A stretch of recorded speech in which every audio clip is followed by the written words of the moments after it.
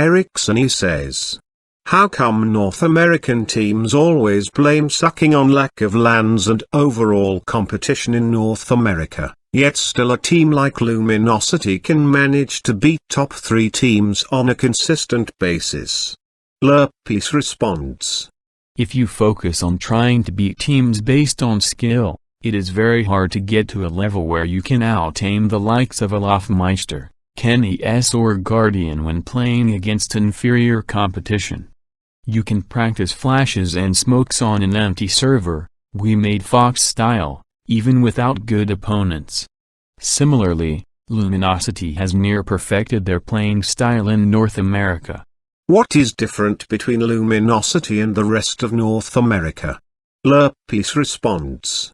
Essentially it comes down to being dedicated, because it is all too easy to start running around shooting people when you know you are better than them.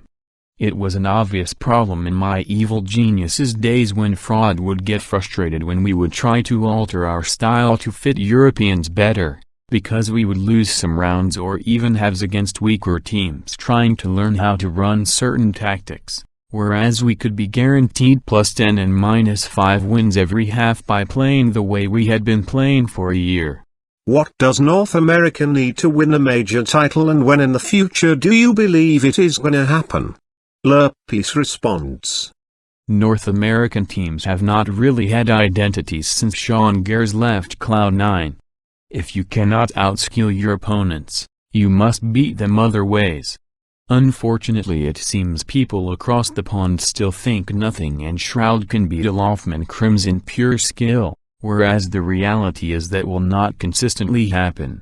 You need to realize you must find another way to beat them, even if it's much more painful, and most importantly, far less fun. Could mediocre EU players, such as Gobby and Legia, bring anything to the North American scene? It's not necessarily the ability of certain players, that is we saw the Devil Walk and Pith brought virtually nothing to North America, but rather what they know.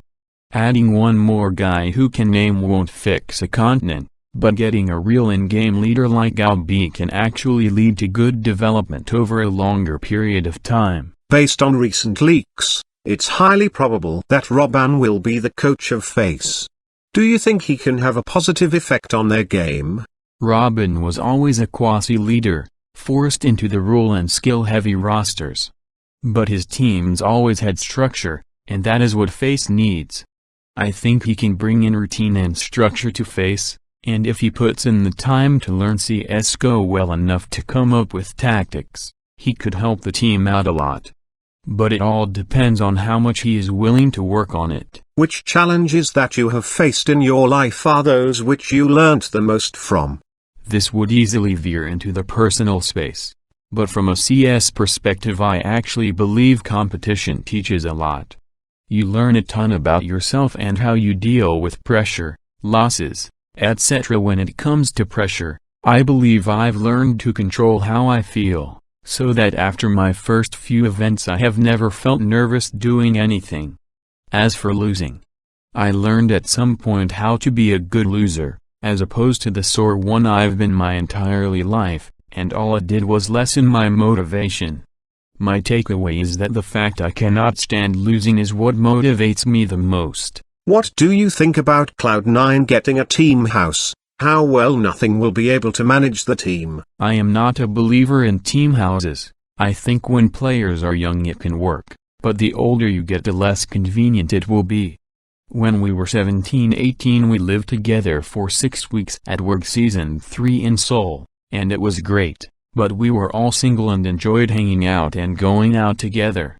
On the other hand, in early 2012 we spent about 2 weeks at Set.Fi's offices boot camping from GC Kiev, and I thought it was actually bad for us as a team, in hindsight. Living together sounds even worse, because there are always going to be tensions in teams and competitive situations, and having that around you at all times is not good for you. Nothing's knowledge of the game is underrated, but I have never seen him try to lead under pressure in big games, so it's impossible to say how he will do. If he has the respect of his players, I could see him do well in leading in a fashion similar to Flushaw, because he intuitively gets the game.